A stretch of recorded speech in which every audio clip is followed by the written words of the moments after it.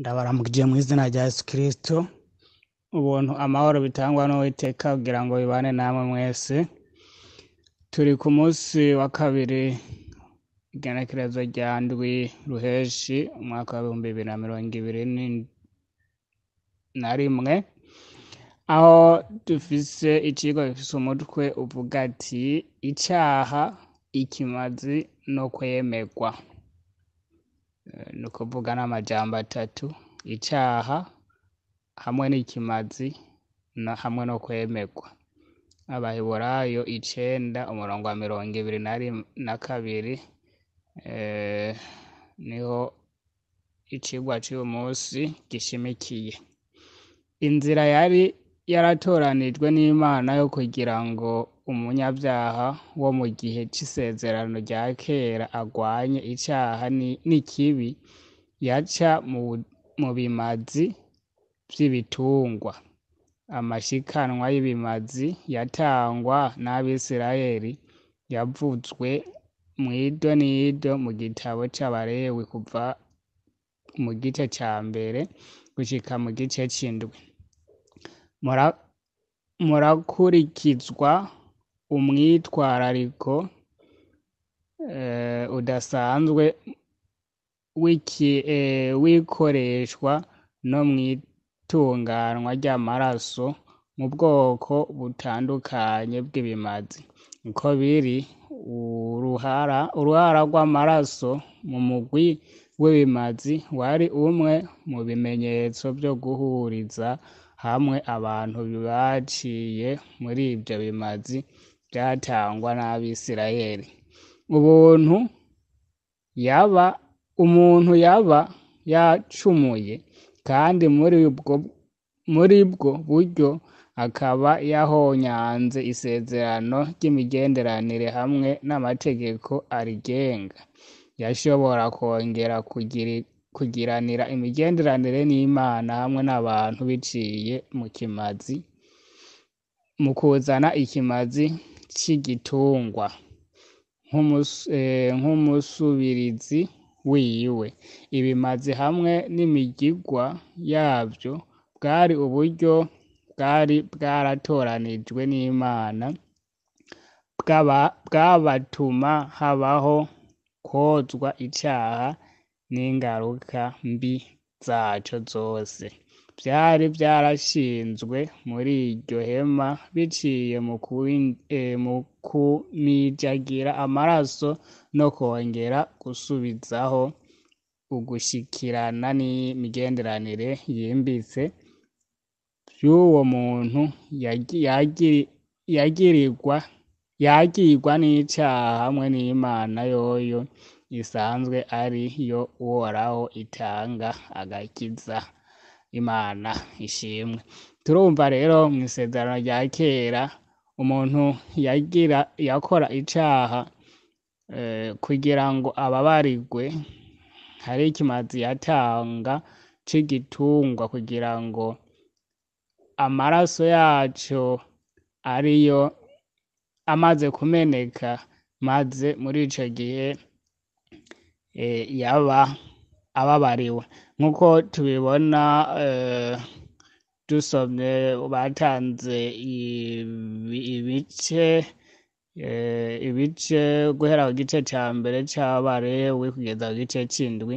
Uriko urabisoma uca ubitahura neza. Mbega ni gute ibi vyiyumviro vyashikirijwe aha haruguru bidufasha gutahura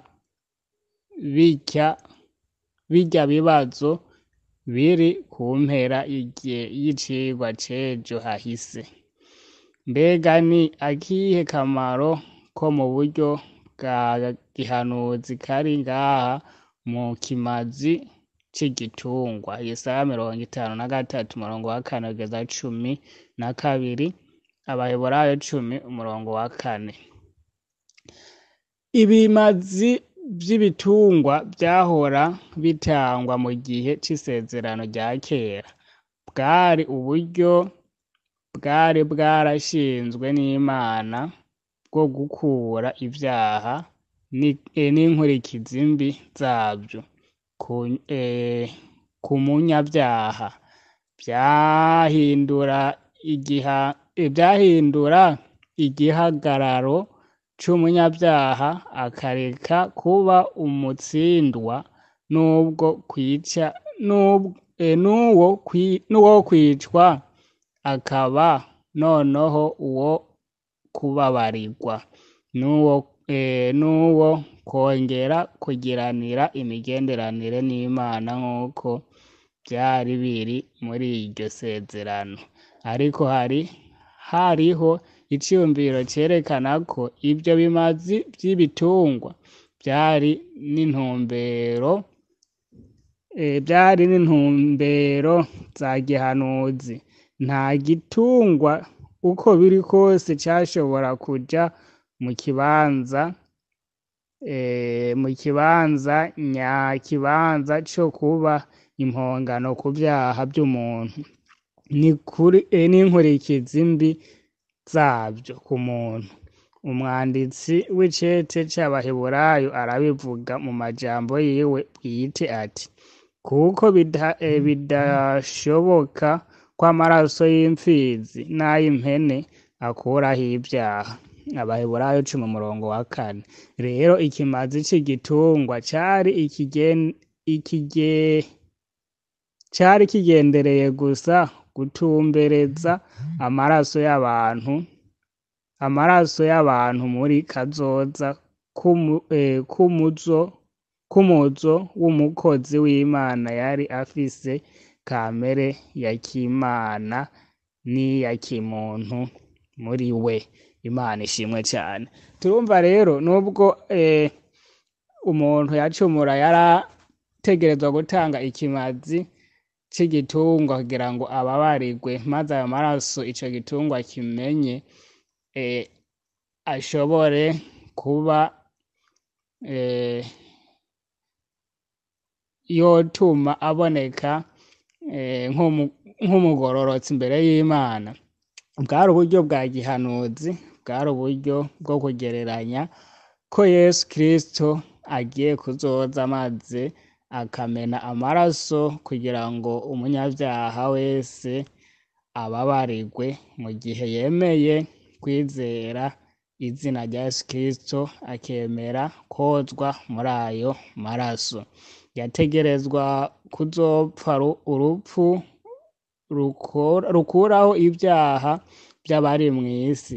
Muri uwo mugigwa niho umunyabyaha yababarirwa kandi akemegwa n'Imana hama umushinge w'imigenderanire yavugwa muri iryo sezerano ugaca wongera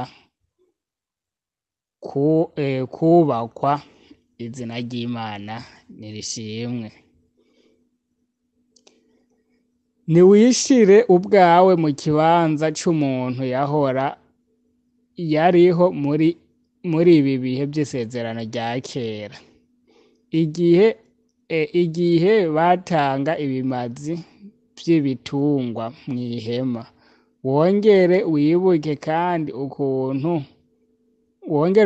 kandi ukuntu korora ibitungwa vyari ngirakamaro mu bijanye n'ubuzima, uburimyi n'uburyo bwose bujanye no kubaho. Mbega n'ikihe cigwa ivyo bimazi vyari bigendereye kubigisha mu bijanye n'ikiguzi c'icaha? Ico ni ikibazo umwe wese akwiye kwibaza, maze agatanga inyishu mu gihe ahejeje kucibaza.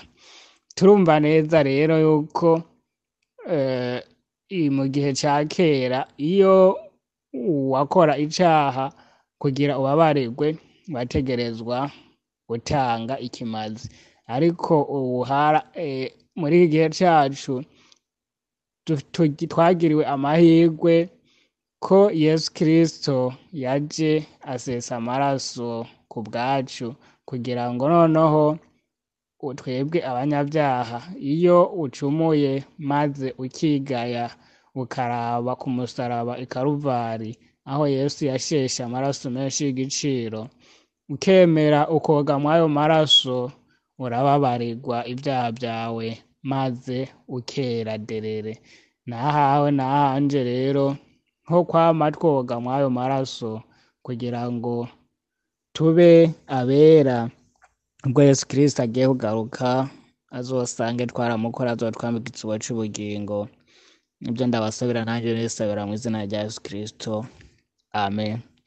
Uhoraho Mana yacu, Segaba w'ivyiza vyinshi, wewe urahera cane hategerwa n'inkozi z'ibibi kiretse zihanye, izina ryawe nirihabwe icubahiro. Turagushimiye kuko uri Imana, kuko wama utwitwararitse uko bukeye n'uko bwije. Aho twaryama twari tuzi ko tuzagera muri kino gitondo duhumeka, ariko wadukoreye ibikomeye, usubiye kutwereka iki gitondo duhumeka, kandi tugushima n'uhabwe icubahiro. Turakweretse uyu munsi ko tugiye gutambagiza ibirenge hanze, ubane natwe, komeze kutuzigamira mu buntu bwawe, udukundisha ibyo ukunda, utwankisha ibyo wanka, ubu n'ibihe byose, kubwa Yesu umucunguzi wacu, amen.